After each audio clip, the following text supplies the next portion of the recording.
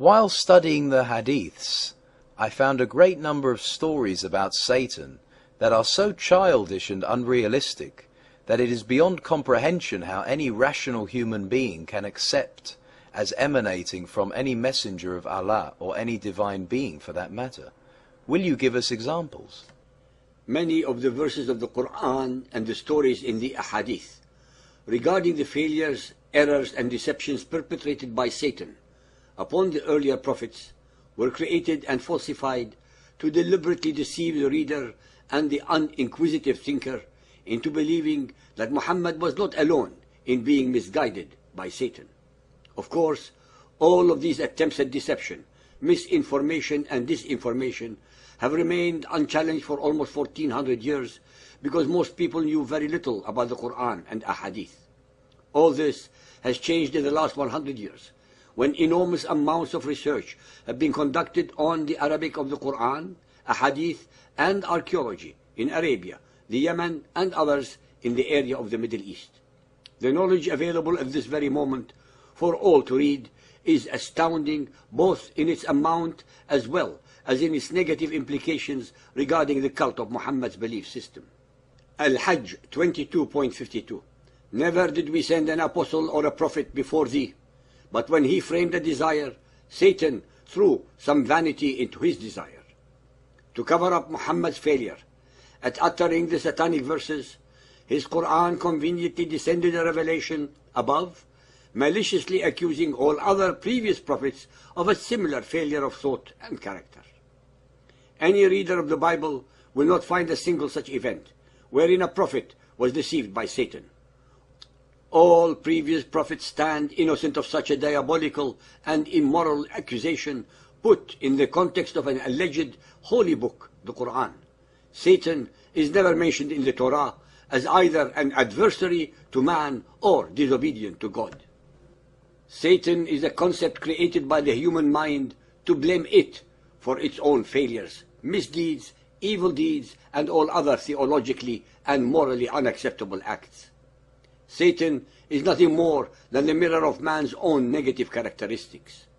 Throughout the Quran, Satan is conveniently used as the ultimate and eternal fall guy for all the iniquities, backsliding, demonic and immoral acts committed by Muhammad and or his followers, thus always absolving themselves from taking responsibility for any of their nefarious deeds. It is the usual case of projective identification used by all criminals justifying their foul deeds by blaming their victims.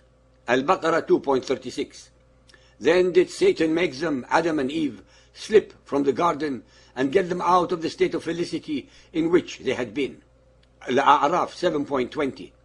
Then began Satan to whisper suggestions to them, bringing them openly before their minds all their shame that was hidden from them before.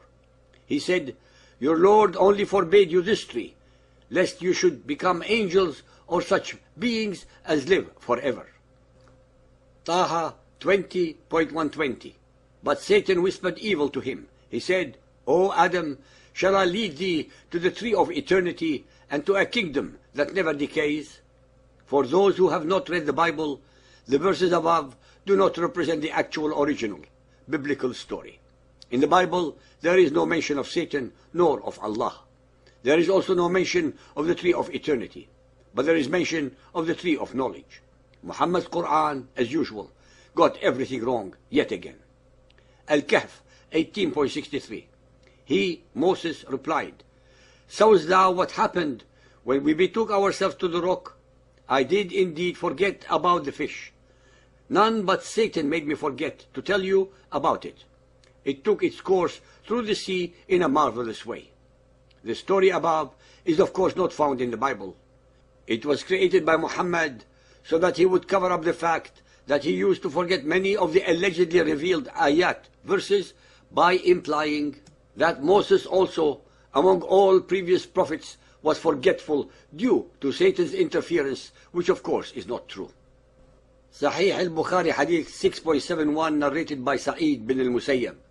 The Prophet said, no child is born but that Satan touches it when it is born, whereupon it starts crying loudly because of being touched by Satan, except Mary and her son. Sahih al-Bukhari 9.124, narrated by Abu Qatada.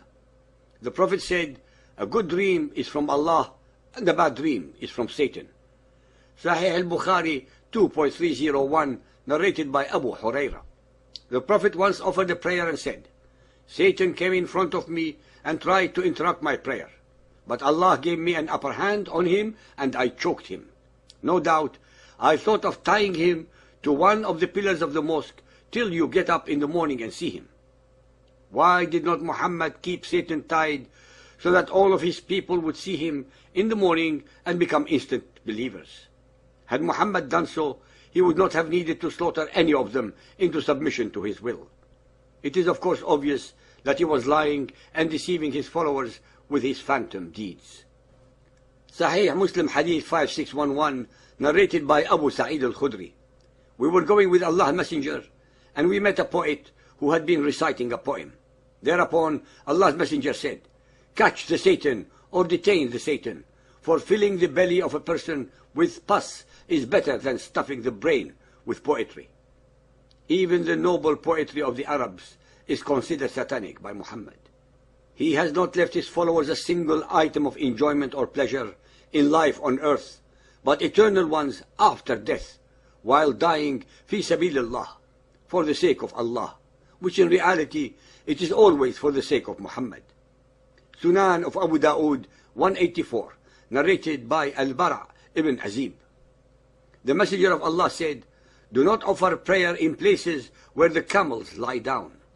These are the places of Satan. He was asked about saying prayers in the sheepfolds. He replied, you may offer prayer in such places. These are the places of the blessings. Al-Tirmidhi Hadith 999, narrated by grandfather of Adi ibn Thabit. Allah's Messenger said, sneezing, drowsing, yawning in prayer, also menstruation, vomiting, and nose bleeding are from the acts of Satan.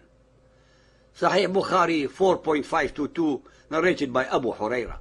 The Prophet said, when you hear the crowing of cocks, ask for Allah's blessings, for their crowing indicates that they have seen an angel.